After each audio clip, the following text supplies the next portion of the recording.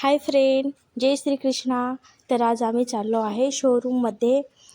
गाडीची बुकिंग पण करायची होती आणि कॅशवर घ्यायची आहे, तर कॅश पण द्यायची होती. तर निघालो आणि ही बघा त्रिशू इकडे तिकडे इकडे तिकडे पळून राहिली आहे. तिला एक स्कूल मिळालं, तिला हा स्कूल खूप आवडतो, तर ती त्या स्कूलकडेच भागत होती.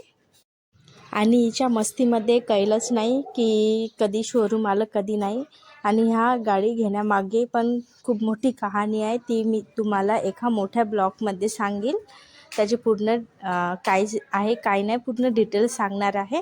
आणि हे बघा, हे आहे शोरूम. इथे आलो होतो आम्ही आणि इथे आल्याबरोबर त्रिशाची मस्ती तर आणखीच वाढली आणि डॉक्युमेंटची पण प्रोसेस चालू झाली आहे. तर इथे डॉक्युमेंट्स तयार करणं चालू झाले आहे, सिग्नेचर वगैरे करणं चालू झालेले आहे. आणि त्यांच्याकडे पैसे दिले. पैसे देताना तो खूप वाईट वाटत होतं, कारण कष्टाच्या पैशाचे वेगळंच काही राहते. माझ्या कष्टाचे नाही, पण हे त्रिशाच्या पप्पाच्या कष्टाचे आहे. त्यांचे म्हटलं तरी माझे त्यांचे आता सारखेच. पण आता पैसे देऊ तर कोणती गोष्ट घडणार आहे, त्याच्यामुळे देणं पण जरुरीच आहे. तर अशी काही प्रोसेस होती. प्रोसेस वगैरे झाली. आणखी काही थोडंफार त्यांनी आम्हाला गाडीबद्दल माहिती दिली.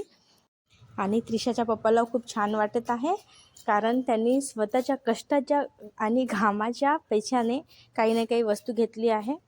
त्याच्यानंतर आम्ही निघालो मंदिराकडे. इथे आहे एक हनुमान मंदिर, तिथेच निघालो.